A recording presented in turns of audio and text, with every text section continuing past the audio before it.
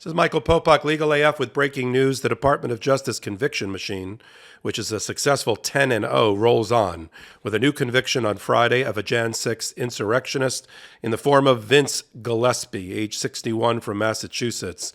Vince Gillespie led and participated in one of the most violent attacks at the Capitol on Jan 6th. Yes, there were areas that were even more violent than others, and one of the most violent was the Lower West Terrace and what's called the tunnel battle, the battle in the tunnel between an outmatched Capitol Police that numbered just a handful and dozens and dozens and dozens of insurrectionists, including Vince Gillespie. A jury, yes, he required the Department of Justice to take this all the way to a jury so that he could have his day in court and testify in his own defense.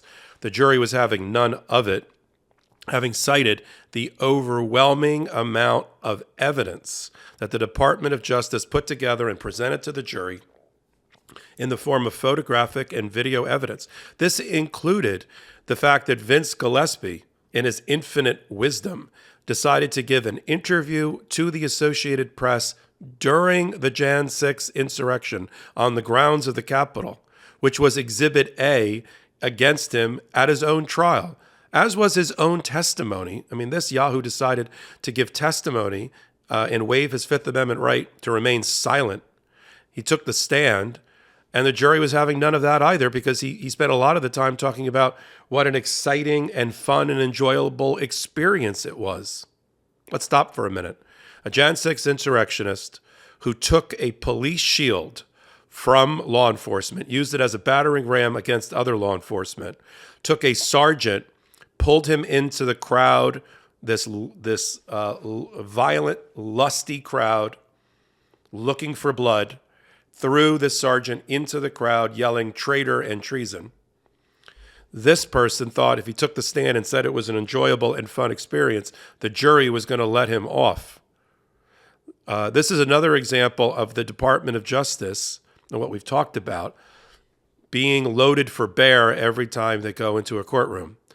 If the Department of Justice is this prepared with hundreds of hours and clips of video, social media, photographic evidence against a guy like Vince Gillespie, who most of us probably never heard of until I started doing this hot take video, can you imagine what behind the scenes the Department of Justice, its prosecutors and investigators are doing to assemble the case for the grand jury against one Donald Trump and all those around him at the very top of the food chain of this insurrection and desperate attempt at a coup? It would be mind-boggling. But I think we get a window into the thinking and the preparation and the approach of the Department of Justice when we watch them perform their role as the lead prosecutors for America in a courtroom. This particular courtroom, very interestingly enough, was presided over by one Chief Judge Beryl Howell. If you follow Legal AF and all of our hot takes, you know who Chief Judge Beryl Howell is. She is the chief judge that's presiding over each and every one of at least 5 grand juries in Washington, D.C., which are being handled by Jack Smith and all of his prosecutors against Donald Trump and arising out of Jan 6th. We know there's at least 5 of them.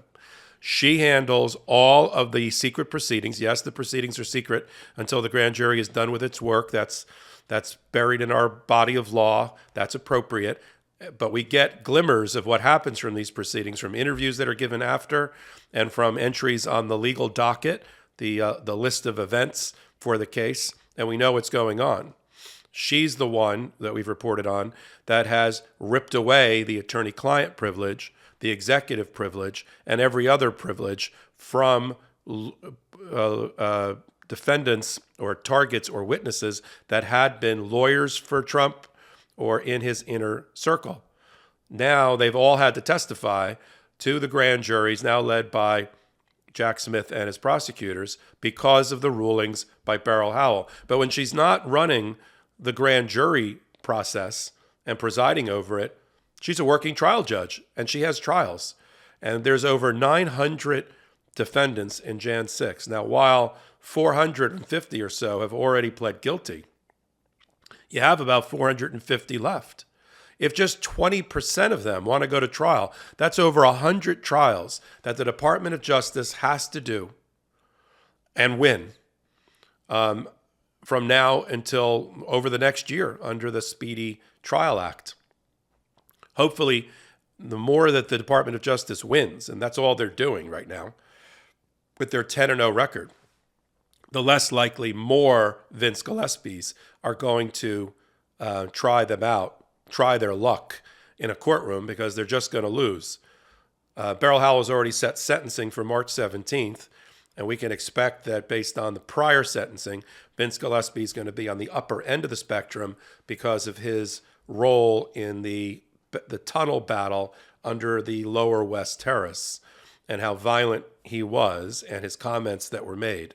Now, Vince Gillespie, it doesn't really matter, but has a little bit of an interesting background. His father is the late famous painter, Greg Gillespie, who's considered a magic realist post-war painter.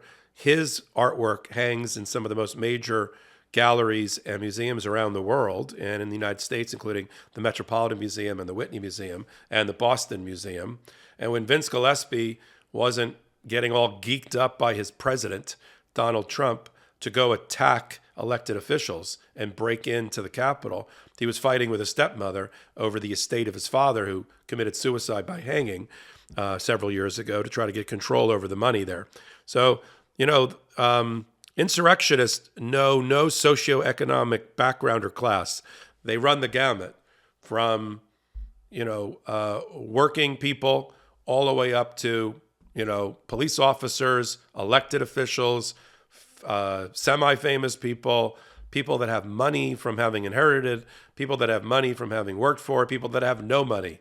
The only commonality here, as the Jan 6 committee pointed out, is that they all followed the cult of Donald Trump. And that's what brought them all 950 of them, to descend on the Capitol. I want to give some statistics because when people watch our hot takes or Legal AF on midweek or the weekends, they tell us that they use this information to have legitimate free speech conversations and dialogue with friends, family, and strangers. And now, armed with the facts, they are able to have an open dialogue based on factual information, right? There's the old line, you're entitled to your own opinion, but you're not entitled to your own facts. And we here at Legal AF try to provide those.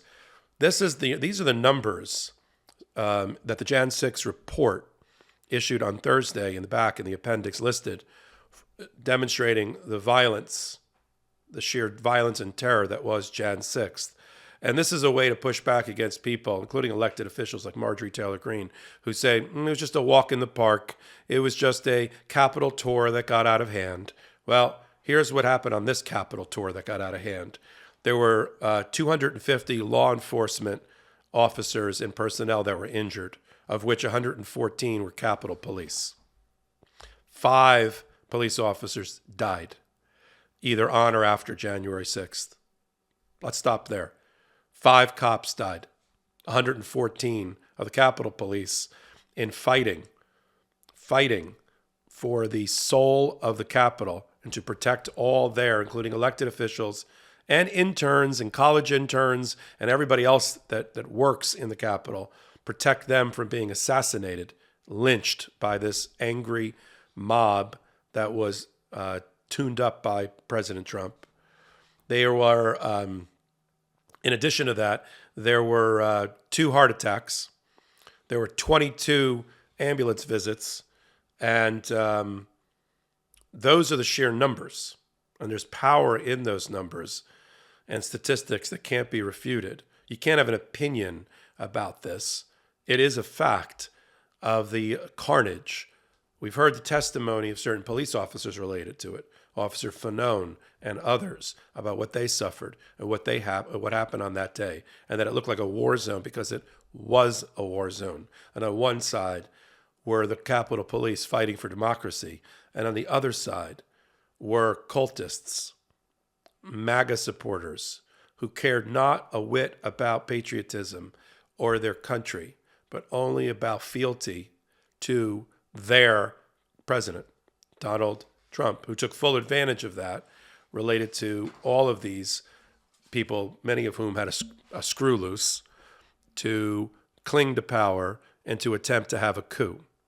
So we have another example this past Friday, a day after the Jan 6 committee went out of business, of the Department of Justice and the wheels of justice rolling on with the conviction of Vince Gillespie for his role in the bloody attacks and the tunnel below the Lower West Terrace at the Capitol. This is Michael Popok for Legal AF reporting.